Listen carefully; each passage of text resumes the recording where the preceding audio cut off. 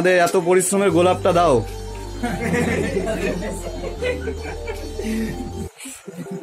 হ্যাঁ, এবার ডাল সমেত গোলাপগুলো দাও। ওটা তো সমস্যা নেই, হ্যাঁ ওটা দেওয়া যেত। খুব সুন্দর। আচ্ছা, বাকিগুলো কার জন্য রাখছো? ওগুলোও দাও। হ্যাঁ, সবগুলোই দাও।